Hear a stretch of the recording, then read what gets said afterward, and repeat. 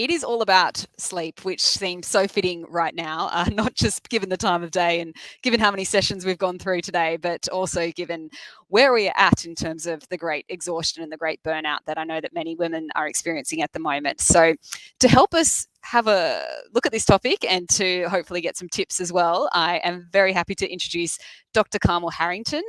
Hello, Carmel. How are you? Hi, Angela. How are you going?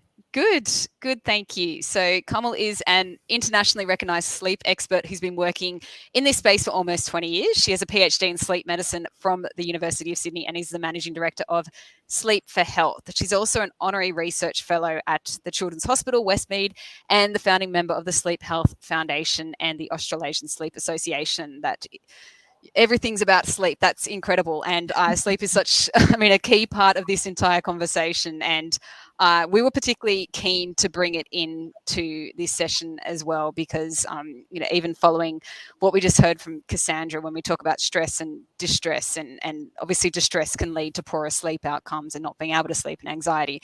We were also keen to talk about it just given our own research across our audience, where we saw so many women asking about sleep and how they get to sleep, and the idea of just waking up at 3 o'clock in the morning and not being able to get to sleep. And one final thing on this is that we often get told to get more sleep. And I know that I look at Ariana Huffington and the work that she's done there and how she just advises people to sleep more and to prioritize sleep, and which is wonderful if you can actually get to sleep, which many of us can't. So thrilled to have you here to discuss some of these issues. So, just to start there, so as we know that many women do experience sleep disruptions at various points in their lives, can I ask, is this more, women experiencing this more than men? And what's behind it? And what are some of the key points where women do experience some of those sleep disruptions? Well, Angela, it's really interesting because a bit like Cassandra was talking about, not a lot of research goes into women sometimes, and it's particular, and sleep research, particularly around women, hasn't been strong for many years. It was focused on men mostly, but as it turns out, in the last 2 decades, we've done a lot more. And what we do know is the life cycle of women, it really affects our ability to sleep. So the onset of puberty, of course, you get that change in your hormones. Then, of course, with pregnancy, postnatally as well, and then of course menopause. So your hormones do have a lot to do with how it affects our sleep. And we do know also that women from the age of puberty onwards need on average an extra 20 minutes per night than men on average. So some people need a lot more, but they will struggle to get it. So really women are quite sleep deprived by comparison to men.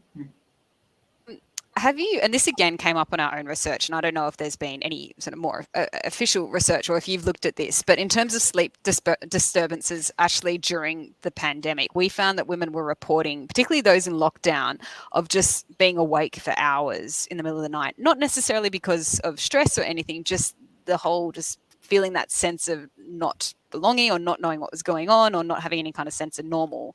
Did you see that coming up for women? It was evident with women. One of the reasons being the burden of the work from home, homeschooling and home duties fell, unfortunately, much more on females than on men. And I think the research is quite consistent with that. So it ends up with women feeling like they don't have enough time in the day. They're juggling way too many balls. And so when it comes to 3 o'clock in the morning, they wake up probably in a panic, trying to think, oh, what haven't I done that I need to do? What do I need to do? So what you're getting with women during the pandemic, and even now, because things haven't really settled down that much, is that they had less time in bed because they had more things to do. But even when they would go to sleep, their stress and anxiety could cause quite fragmented sleep. Now, that then, of course, has a kick-on effect with mental health, because we know that you're much more likely to develop mental health issues if you're having sleep issues. All right. So for a long time, we've recognized that people with mental health problems often have an associated sleep disturbance problem, but we also know it works the other way as well. So you have sleep you're more likely to develop. So it's bi-directional relationship. So when we're not getting the sleep we need, we are more likely to develop poor mental state. And so in terms of the sleep we need, is there any one key figure that can apply across different age groups, or is it, I know you will get this question all the time, but is it, what is the, like, and again, I think that possibly does lead to even more sleep disturbances, because if you're not getting that many hours of sleep, it can cause its own sense of anxiety. I know I feel like that. Yeah, look, this is really quite well established. Adults need somewhere between 7 to 9 hours, and that amount of sleep remains constant well into our old age. You might drop only about an hour. So even in your elderly years, you need somewhere between 6 to 8 hours. Of course, people do all sorts of things and don't get it. We know that also that we are a nation or a world of sleep deprived people. We just don't get the sleep that we need, and we are seeing the consequences. But one of the things when you're told all the time you need 7 to 9 hours and you're only getting 6, you start to worry. One of the tricks, and it's sometimes, especially in the pandemic we just spoke about, your opportunity to sleep was decreased and all the other things that were going on. What I would always recommend in times of, when you're super busy, a lot going on, every third night you get the sleep that you need. You may not be able to get it every night. Ideally, that would be great, right? But if you can't, every third night, make sure you reset your clock and get the sleep that you need every third night. The other thing that you should really be doing is becoming quite diligent about your sleep practices, how you go to sleep. So when you've got a lot going on, right? So you go boom, boom, boom, boom, boom, boom, and now it's time to go to sleep, and you don't. Lie awake like that, or you wake up at 3 o'clock in the morning. So one of the things you can do, a couple of things, journal at the end of your working day, whenever that is. Hopefully it's before 10 o'clock at night. But, say ideally around about 6 o'clock, journal those things that you haven't had a chance to get to during the day. And really importantly, close that book up. Take 10 minutes, no more. Close that up and put it away so it's out of your brain. So that means that when you put your head on the pillow that night, or you wake up in 3 o'clock in the morning, your brain goes, don't need to worry about it. I've covered that off. I'm okay. And the other thing is, of course, is be diligent around how you go to sleep. Don't expect to be on your computer 1 minute and asleep the next. It will either cause you difficulty getting to sleep or will cause fragmented sleep. Yeah. I think that's a really good point. I'd heard that somewhere else, but not actually from a sleep expert, that idea of how it's, I don't know if I'd be phrasing this the right way, but that it's okay to have a night where you can't sleep. That remember, it's okay that you can catch it up. And the idea to maybe, I don't know if you necessarily think about it as sleeping a certain amount over a certain number of nights, but that you will sleep again, and it may happen the next night or the third night. So That's that is exactly right. The worst thing we can do is get anxious about not having enough time to sleep, because we will sleep even worse. The more we want to sleep, the less we are. But if you know that oftentimes what you do when you look at a person's sleep is look at what they've done over a period of a week, right? So that's what's important. How much sleep are you getting over a period of a week? What's your patterns look like? So don't try to concentrate on just one night. It doesn't really give you any idea of what's going on. Okay. What about diet? Does diet have a factor in sleep quality? Is there any advice or tips that you'd share there? Yes, absolutely. So the thing is with diet is when you're busy and you haven't got enough time, we often go for processed foods. Now, processed foods are junk. They don't feed you, yet they might fill you up, but they don't nurture and nourish you. So for good sleep, you need certain vitamins and minerals. So certainly the vitamin B group, we need zinc, magnesium, calcium. We need all those to actually in the brain so that we can produce our beautiful serotonin and melatonin. So I do recommend a whole food diet. Fatty fish is really good. Fruit and veggies, nuts and seeds. So think about that wholesome meal. I'm sure you know what I'm talking about. They're the foods that will nourish you. But if we're talking about close to sleep, warm milk will work really well because it's got tryptophan in it. It's associated with the lactose, the sugar, and it will cross the blood-brain barrier. But actually some studies have shown that if you have kiwi fruit at night, it also helps you get to sleep. So there are some foods that do encourage sleep, and of course, steer clear of caffeine and alcohol because they won't.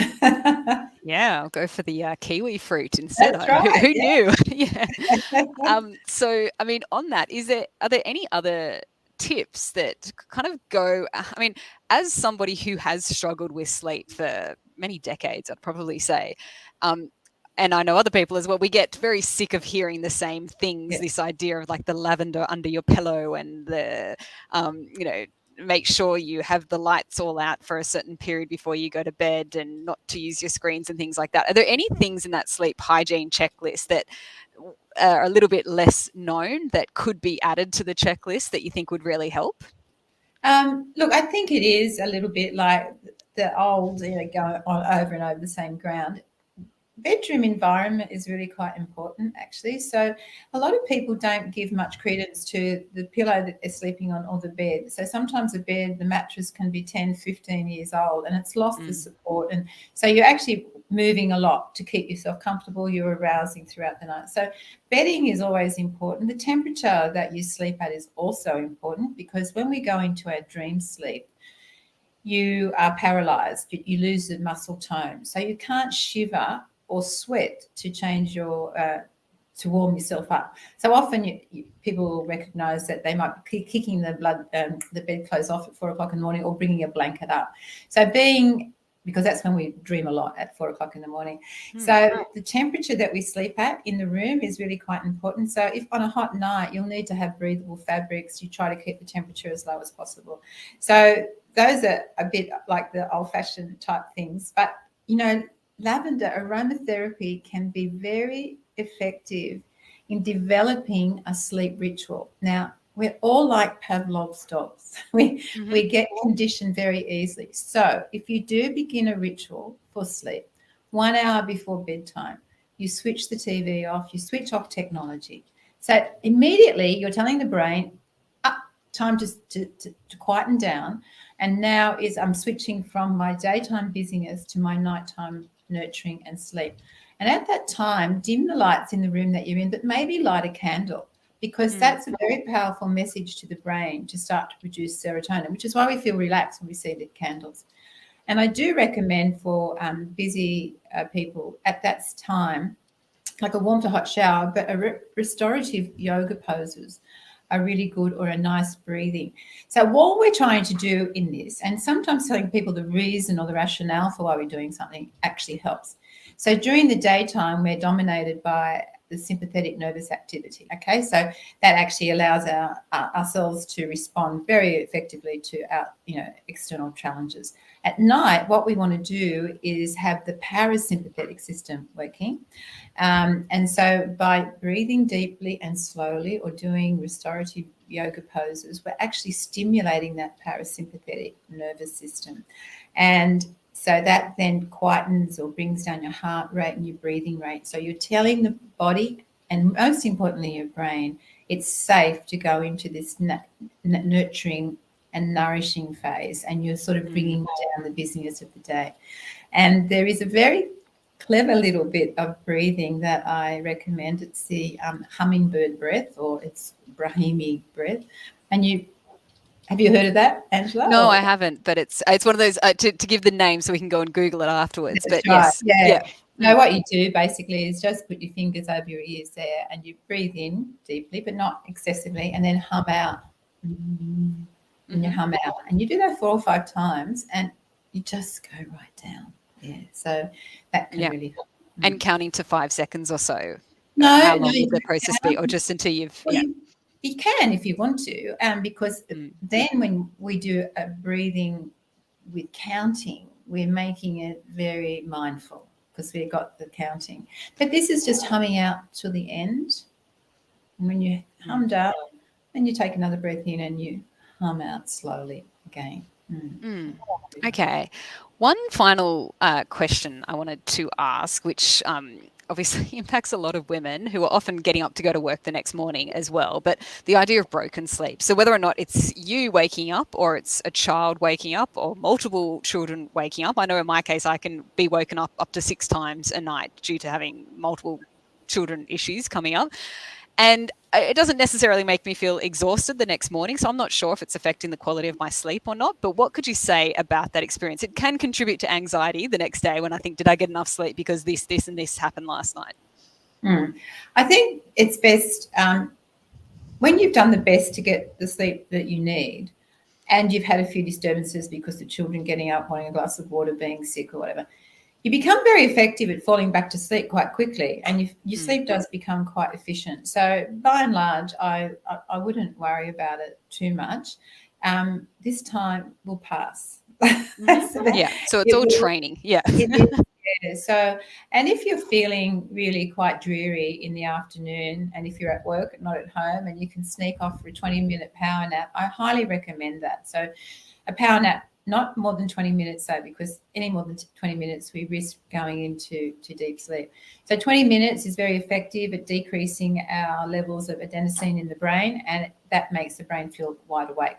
So that's what I would be recommending to help you through the day after a broken sleep. Yeah.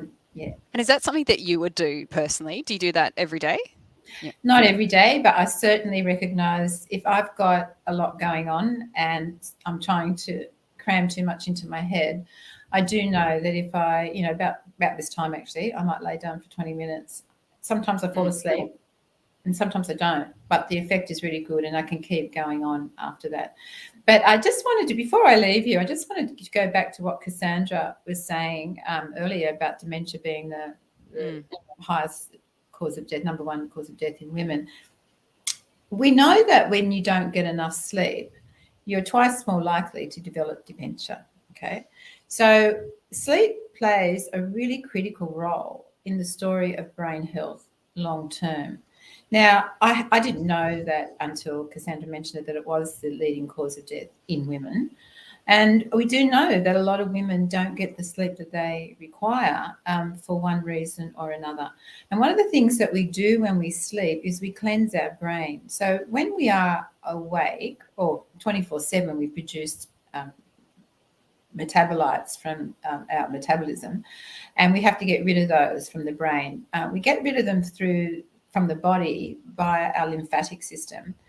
What we do at night is get rid of it through our glymphatic system. Now, this is a fairly recent, the last 10 years, discovery, because during the day, our brain cells butt up against each other and no pathway out of the brain. But at night when we sleep, and particularly in deep sleep, we open up the space between our brain cells so that our spinal fluid can wash over our brain and sort of give us a shower.